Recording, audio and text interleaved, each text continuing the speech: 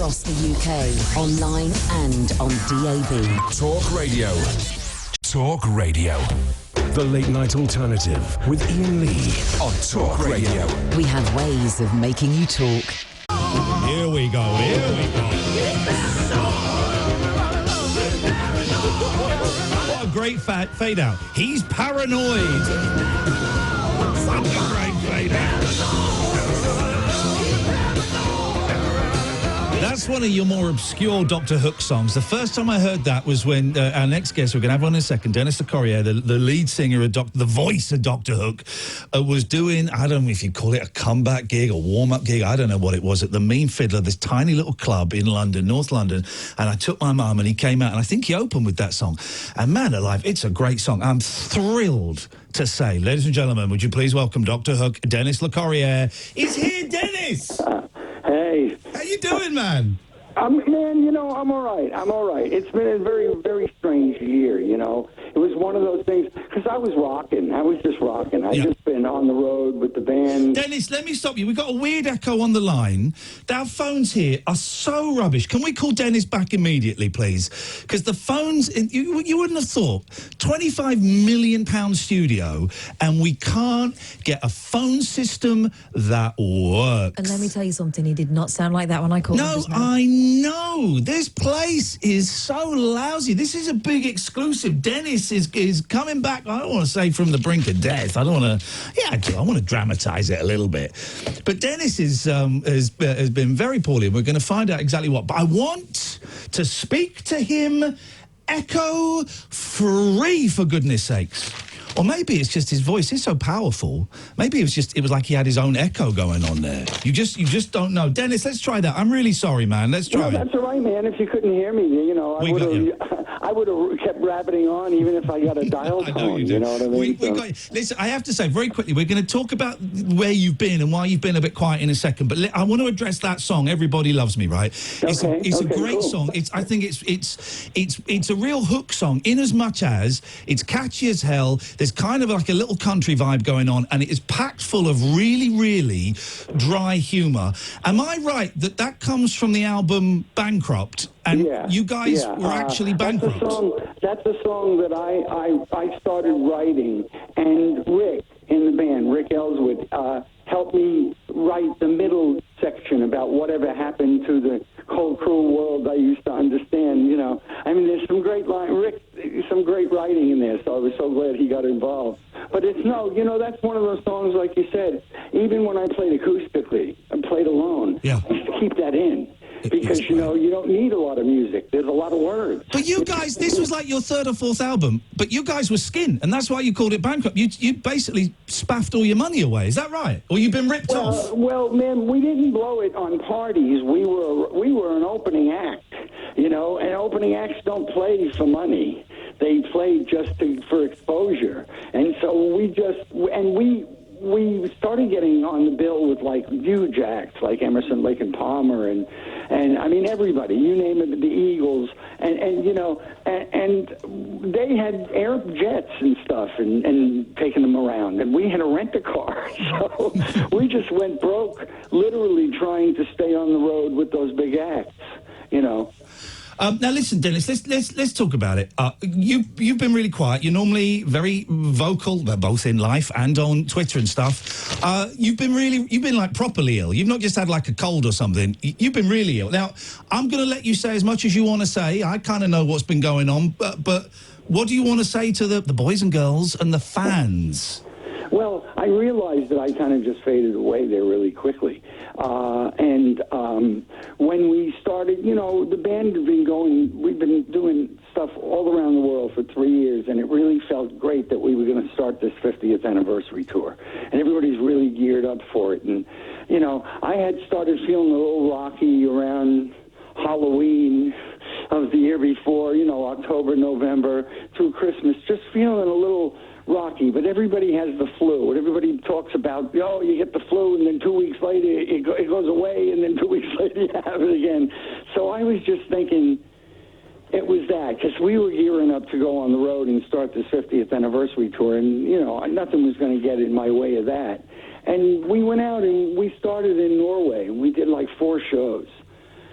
and then we were scheduled to have a little break. And I have to tell you, man, I was just like, freezing when I was in bed and not eating anything. I mean, I think overall I lost almost 2 stone. And it's one of those things where you don't, when I think back on it now, I think, how did I not see this?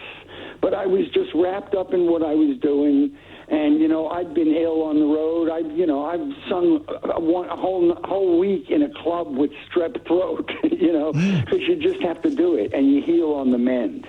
But in this case, I did the 4 shows. I felt really, really rocky. I mean, I was having a hard time even just pulling my suitcase. And when I got home, we were supposed to have about 2 weeks off. And I said, I'll get some flu tablets. I must have the flu, because everybody in the band was sick. We were in Norway. It was 9 below zero, So I went to my GP. Actually, I didn't even have, I'm going to brag a little bit here. I didn't have a GP because I don't get sick, and I went in, and there was a woman, and she said, she's very nice, and she said, okay, well, maybe you have the flu, and she gave me some nasal spray, and she said, but when are you going back on the road? And I said, in about 2 weeks, on Valentine's Day. And she said, well, do yourself a favor, and in the next couple of weeks, take a blood test, get a chest x-ray, and so we have some basis for you when we send you back on the road. And, and she even used the expression, at your leisure, go get a blood test. At your leisure, wow. Yeah, she did. Wow. She did. And, at your leisure, you go get a blood test. But before you leave, just leave us with some traces of you, And so I did. I went and had a blood. I went right away, just to get it over with, quite honestly. And the next morning, I got a call. And the GP had given me some tablets for the flu and stuff, and I thought, okay, well, I got 2 weeks. I'll lay around here, and I'll get back on the road. We'll keep rocking. Bit of a glitch. And the hospital called me, like, the next morning and said, have you ever had kidney disease? Jeez. And I said, no. Maybe I had a kidney infection or something when I was a kid. And they said, well, you have it now. Your kidneys are failing. You need to get in here. And I said, when? And they said, like, now. Wow. So I had to go, and when I went to, I'll make this part of the story, because I've been in the hospital twice for about 2 weeks at a time, because they're monitoring this and monitoring that. And kidney disease is a weird thing, because people walk around and don't know they have it. Yeah. It's like 1.8 people or something have it, and about that many people, again, just feel like crap and don't know why, But so that just began all that, and I had to cancel, like, the rest of the year of shows. And you had a lot of shows. Gutted me. You had a lot of shows. What is the machinery behind that? If you cancel a show because you're poorly, is there like an insurance? Do you have an insurance policy? How does that work? Yeah. It's the old story about you take out insurance and a lot of insurance and hope you never have to use it. Yeah. And in this case, yes. So in this case, it covered the first half of the year, and everybody was fine, which pleased me. You know what I mean? But I had to stop because doctors said, you're not going to, because I was going to go to Australia. We were going to do 22 shows in about 30 days. It's a grind. Yeah. And they said, we're not going to put you on an airplane or have you get the flu over there. You can't do it. And so I pretty much had to cancel all of Australia. I had to cancel the UK tour. And because, quite honestly, it was like one step at a time. Yeah. And one of the biggest reasons I was quiet and didn't give everybody updates was because I swear to you, man, every time I had one, a day and a half later, somebody would call me and go, "Oh, that don't look good." Yeah. And or that looks better. Right. And I didn't know where. I didn't know where to freeze it, to make a statement to everybody, because I didn't want everybody to think.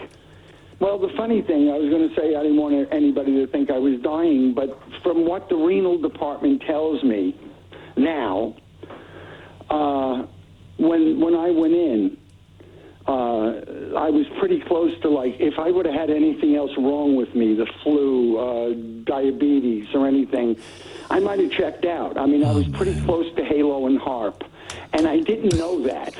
I mean, I didn't really. I mean, I did 4 shows like that.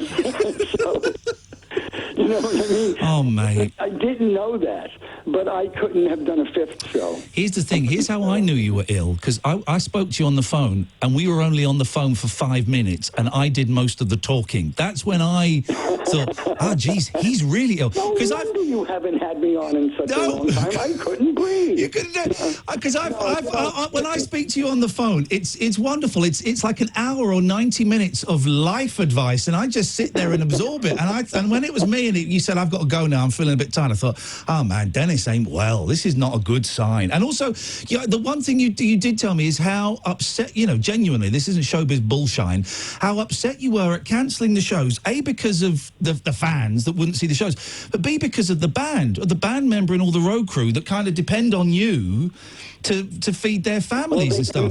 They commit. Yeah. They commit time. We were going to do a 2-year world tour.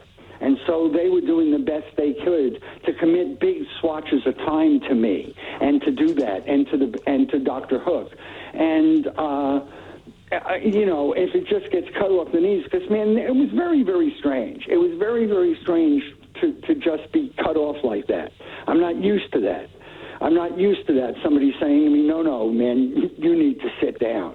And because I have to tell you, man, I really, when I say I didn't know that I was that bad, poorly, I'm not exaggerating or trying to come off like some superhero. I just didn't know. No. I just thought I felt like crap, and I would do a couple of more gigs feeling like crap, and then I'd start feeling better again. Well, of course, that's what it's been for the last, 50-odd years for you. You get a cold, you work through it, and then you start getting better. Exactly. So to bring it forward, so this isn't a whole conversation. So where I am is I'm pretty stable. Like, there's no, renal doctors, kidney doctors are the only doctors in the world that say to you, so how do you feel? And you say, pretty good. And they say, oh, I don't know about that. Wow. Because they're watching your potassium and your phosphates and your this and your that. And luckily for me, I've never really been an excessive, like I don't eat a lot of junk food, I don't do dairy stuff, but mostly always just for me, I just didn't do dairy stuff because I'm a singer and it bungs me up and stuff like that. And on the road, you try to eat what you can as best you can because, that's how you live on the road. You look at your itinerary and you go, okay, I got 5 nights in a row coming up.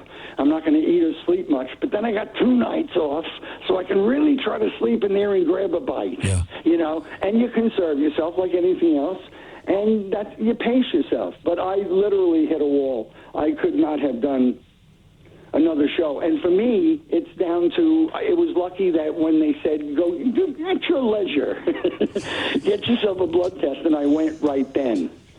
How are you now? Because you were like on zero. You're still poorly. We've got shows coming up. We're going to plug the hell out of those shows. Me and Kath are going to come. We're going to find one. We're going to come. Great, but how are you now? What is the deal with the kidneys now? Well, kidney stuff, it doesn't go away. You can do dialysis if it gets too bad, and that means they plug you into a machine 4 days a week, and I'm not there. But I'm at a good place right now. Yeah. I mean, I feel stronger than I have, Lord knows. And I did a rehearsal with the band last week, and it felt great. And the band is great, and I felt good. And we don't have a lot of gigs coming up because I can't commit to too many. But there are a couple of them that a couple of venues didn't want to postpone. When we were canceling stuff, they went, let us just hang on to these gigs and see if it gets better, which is flattering.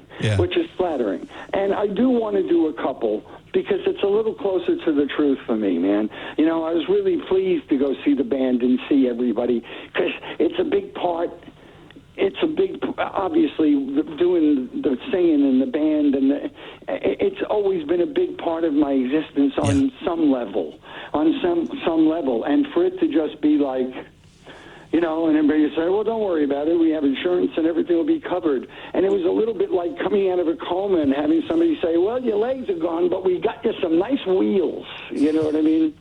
I knew there was a way forward, but I wasn't quite ready to just... that's been the biggest thing, is getting my head around the fact that this has actually happened. Yeah. Yeah. And trying to live around it and with it now. Instead of sitting around being angry and you know, all the stuff that you go through. And, oh, why did this have to happen to me? I know why it had to happen to me. I know who I am. Can I just say, Kath, Dennis is feeling better. I can't get a word in edgeways. Everything. No, I'm not complaining. I'm pleased, Catherine. I'm pleased. It's a good sign. It's a great sign. Okay. What are these? So the concerts you got coming up, what are they? Do you know? Because I'm just going onto your website to try and find them, but I'm not sure I can. One of them is like this resort thing that we had booked right at the end. It was going to be right at the end of the British UK, you know, the British 50th anniversary tour. Yeah. And it's like a little hotel kind of place, and the people in the hotel, they sell it a weekend for people to come. So it's not a big gig. It's really little, like an exclusive gig. Oh, is this the one in December at Hungerford? The tour and stuff like that, and it turns out it's the only one that survived. Okay. Know? Is this the one in December in Hungerford? Yes. I got it. And so, you know, you go and you spend, it's a nice place, I hear. It looks beautiful, and then you do whatever you do on the lawn, and you walk around and you have some nice meals, and eventually we come out and disrupt everything, and then things goes back to normal, you know. And then I got something coming up in January in Denmark, I think. And you're well enough to travel, obviously, then? Yeah. You are today. Let's see how it is. Out and back things right now, and you know, like I said, I was about to do 22 dates in 30 days in Australia. Yeah. And I couldn't have done that. And for me to say I couldn't have done that isn't easy, because I've never known myself not to be able to get through that stuff. But it's just a thing that happens, man. It's a thing that happens, and just so everybody, I don't even like talking about it, but I'll just say what it was. It was an enlarged prostate. You know, I'm an older guy, and so, you know, when they say to you, well, are you peeing strange? I said, I'm 69. Of course I'm peeing strange. You know what I mean? I didn't think that was a sign of impending doom, you know. But it was that. It was an enlarged prostate, which actually led to a thing that did something to my bladder. And my bladder backed up, and it sort of crushed my kidneys. That's as medical as I can get on this. And my prostate's fine, and my bladder's fine, and my kidneys are screwed, and your kidneys stay screwed. Right. So where I am right now is I am looking for... you know, I'm going through, there's a lot of tests. I started talking to them about a kidney transplant. Because, you know, the one thing I want to know, one thing this incident really robbed me of is I just turned 70, and I was feeling really good when I was 69 and a half. And I can't, you know, and I want to know how I actually feel at 70. I don't want to go, I feel pretty good for a guy with kidney disease. I want to know... You know, I want to get back to as square one as I can, so I know how I feel. That's why I wanted to do a thing with the band, because that makes me feel like me. Because, you know, I can't sit on the sofa and think, oh, yeah, I feel like doing a show today. One of the things, there's two things that I never use unless I'm on the road or doing shows, and that's an ego and adrenaline. You know what I mean?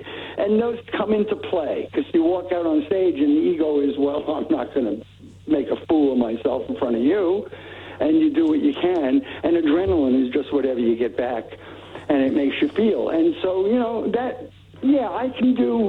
I can do some shows. I would not want to go out on the road now, well, they wouldn't let me, you know, go out on the road and live like that and see what's for breakfast, you know what I mean? I have to, or if there's breakfast, it needs to be a little closer to that. But I have to tell you the truth, man. I mend quickly, I'm proud to tell you.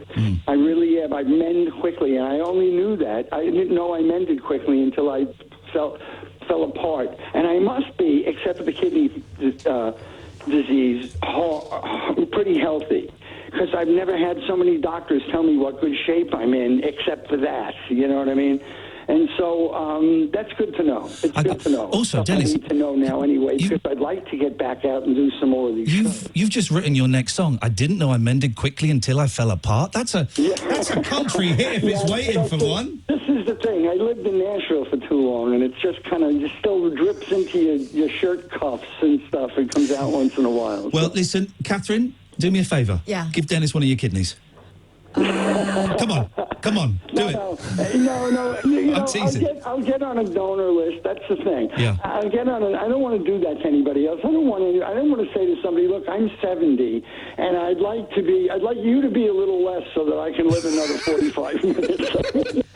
Also, Dennis, I can't vouch for what I've done to my internal organs, so you're probably better off. off. A lot of tests, man. Kat's kidneys are in a terrible shape anyway. She's lived. She looks good, Dennis, but she's lived a life. Inside, it's a husk. It's a husk. Yeah, no. There's no sense me doing this, Kath, if you're not going to keep me alive for more than a half hour. I guarantee. Her kidney failed too. Who would have thought it? We've got you another 30 minutes of life. Dennis, going off on a complete tangent, is it right that you were the first person to ever introduce Prince on American TV? Yeah. Isn't that a great bit of rock and roll trivia? Go on, what happened? It's true. It's true. Ray and I, it was on Midnight Special. Yeah. And Ray and I introduced him, and then he came out, and this very early on, he did that thing, I want to be your lover. And he had his little camisole on and high heels and stuff. And pretty shocking for then, But yeah, we did. And also Leo Sayer, when he first was the Harlequin figure. Yeah. And that a lot of acts were on that show. And we used to host it because we could read. Here's the weird thing about Doctor Hook, right? I'm a huge fan. But Doctor Hook always felt for me like, I don't know what they are. They're a pop band, or they're a country band, or they're rock and roll. You guys, you're very hard to define. Yeah. Well, but see, it was just, first of all, we started off as a bar band. Yeah. And you know what I mean? And what is your repertoire is, I've said this before, but your repertoire is pretty much a list of songs that'll prevent you from being killed. You know what I mean? And some of that is country. And some of that is, somebody will come up and go, hey, you play a hula. My wife wants to do the Hawaii dance, And you play it at peril of your own life. And so you learn a lot of things. And when we recorded, we had our common thread, especially in the very beginning, was Shel Silverstein's lyrics, his great songs. And we soon found out that you could do it as a ballad.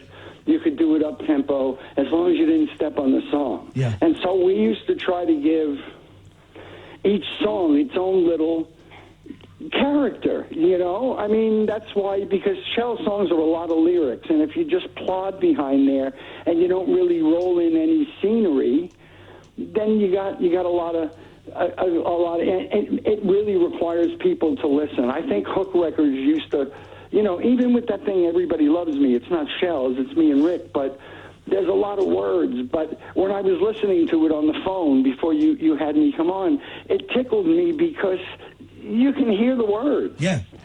I mean, you know what's being said because they were important, And Hook was, I think that's probably the thing about Hook that made us a general success with people is that we sounded like we meant it, no matter what we were doing. But it confused people. We were a singles band, and people that love the Bigfoot with a guitar, he doesn't, really. I didn't really like him when he put eyeliner on. You know what I mean? Do you regret? If you last long enough, they can get you, hate you for something. Dennis, do you regret? Because the first 3, 4, I know there's a divide in fans, right? And the first 3, 4, 5 albums of Hook are weird. They're funny. They're filthy. I mean, there's songs from the early albums that we could not play on the radio because they're so filthy, right? And then, of course, when you started having big hits, like, you know, When You're in Love with a Beautiful Woman, which is a great song, but that kind of changed the band. I'm guessing that it changed the dynamic within the band. Do you ever... Regret is probably the wrong word, but do you ever regret having those huge hits? Nah, you know, you can't really look at it that way. You know, I mean, I tried, because Lord knows, from Sylvia's Mother to Sexy Eyes, okay? Yeah. Sylvia's Mother is a better song. Yeah. Sexy Eyes is a great record. Yeah. Sounds good on the radio. You know what I mean? And you can't knock it. And you get to a certain place, I mean, like where I am now, and I look at it, and no, I don't really regret any of it. There's some I liked a whole lot less. There was some at the time that I thought, well, you know, just like everybody else was thinking, what the hell, what do you mean Dr. Hook's going disco? Everyone just like did. everybody else, I felt that, okay? But we're in the middle of... We just went bankrupt. What do we need to do? We need to feed our children. We need to have a life. We need to keep the band on the road, which costs money. Very few bands after they hit bankruptcy, where we did, would have stayed together and just start playing in bars again and regrouped. You know what I mean? And came back. A lot of bands at that point would have thought, well, we had a couple of good years on the road. Yeah. What else can we all do individually? But we stayed together, and... you know, and then, all the hits, sharing the night together and a little bit more. Right now, man, for me, when I do the 50th tour, I do those shows, or any shows, quite honestly, it's just the whole lifespan of stuff, you know, and I have to look at it at like that now. I have to look at it and appreciate it for what it is instead of what it felt like piece at a time, you know? Because it does become a whole. It does become a whole. Some of the, I mean, I've got, you know, some of the hits that people might forget. Sharing the Night Together, right, is a brilliant song. I Don't Want to Be Alone Tonight. Do you know that one, Kath? I don't want to be alone. I'm singing it to Dennis. That's embarrassing. Yeah, and that's Shell. That's Shell's song. It's a great song. Is that a Shell song? Yeah. I didn't realise that. Oh, that's a great pop song. Yeah. Well... when Shell wrote anything, he had a little guitar, nylon string guitar, and he plunked it out, and he sang a melody, and maybe later he sang the melody differently, but he'd say to me, just sing it however you want to, you know, just don't change a word. He didn't want you to change a word, and so that's what I was saying to you before. Yeah. In the studio is where we gave those songs, okay, well, let's do this that way and this way. And we had studio musicians, which were really cool and inventive. It just wasn't down to the guys in Hook after a while. Because, you know, we used to spend all our time in the studio making those early albums. And then once we got, you know, popular, we had to be out working. Yeah. And so when we'd come in, we had a couple of days to cut a few tracks and stuff. And we would be using studio guys on all those big hits and stuff, just like everybody else. Just like everyone did. You know, so the Beach Boys did. The Beach Boys didn't play on their records. I was just going to say, half the people in the Hall of Fame didn't play on their own records. You know what I mean? Here's the thing. You find that out, but that's not the... I guess that's not the important part. It all works itself out. Yeah. Here's another thing, Dennis. Later. We're going to let you go in a minute. But man alive, you don't have to let me go, but you probably want to. Yeah.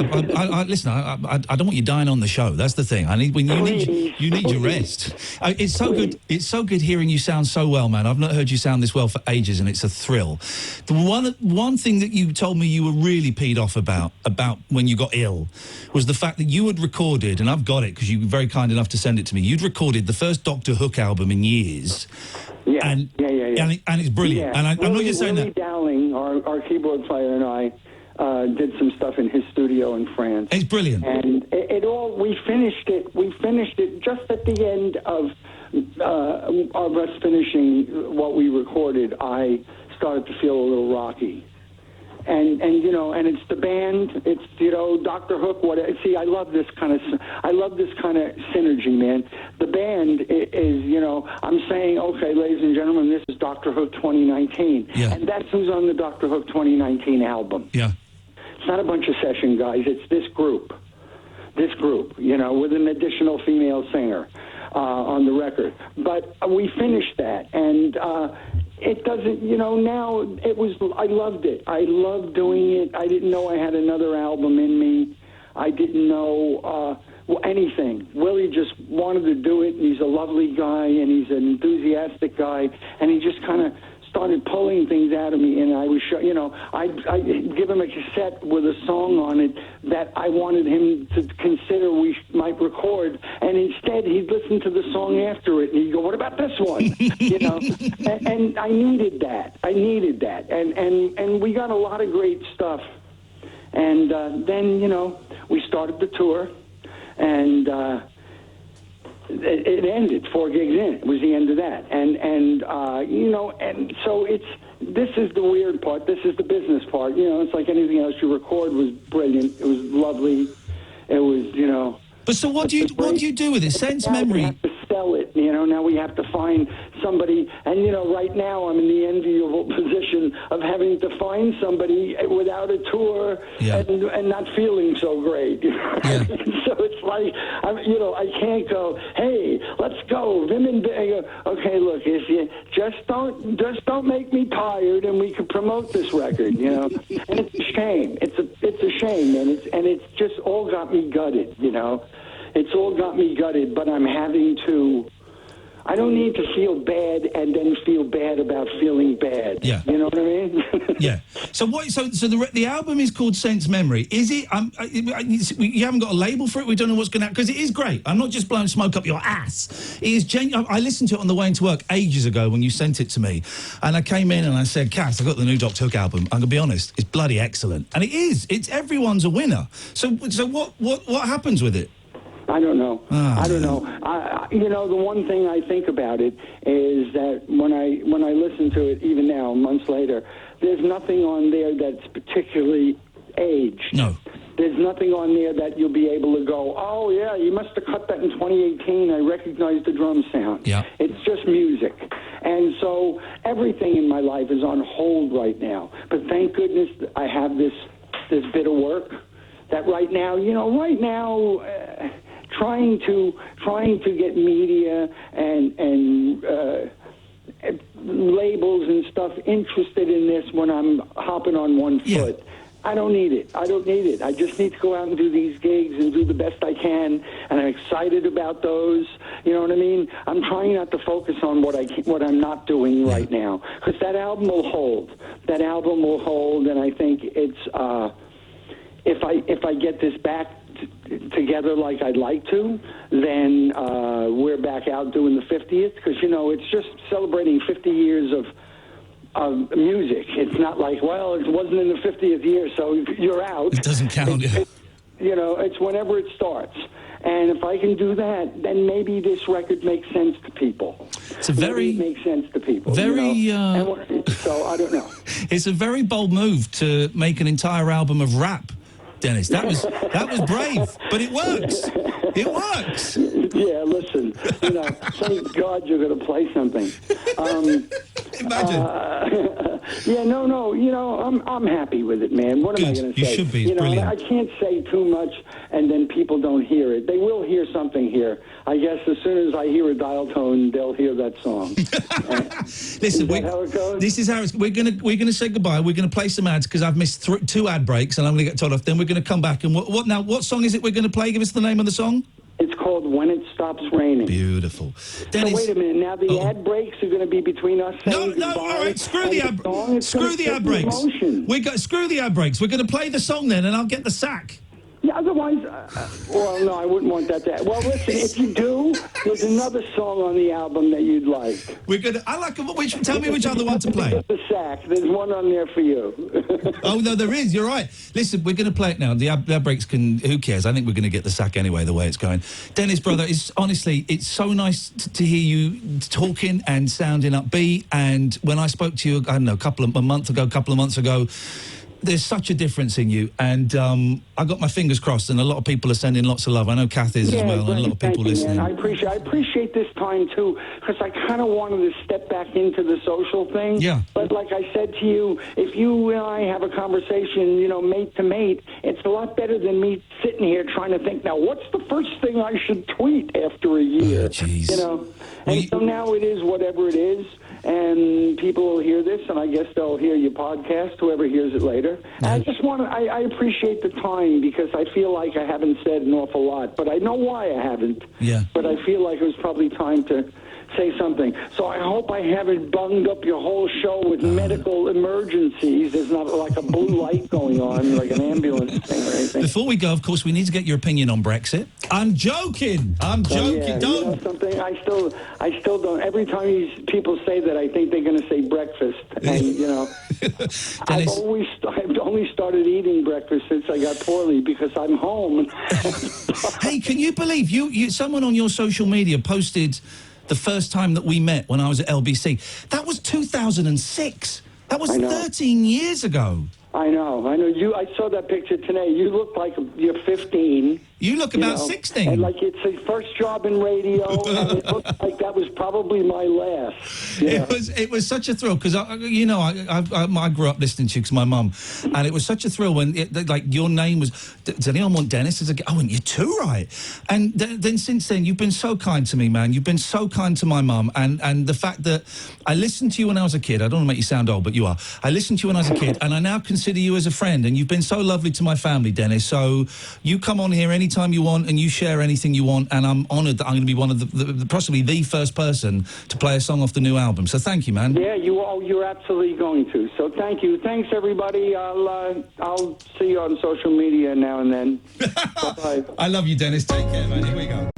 Across the UK, online and on DAB. Talk Radio. Talk Radio. The Late Night Alternative with Ian Lee on Talk Radio. We have ways of making you talk.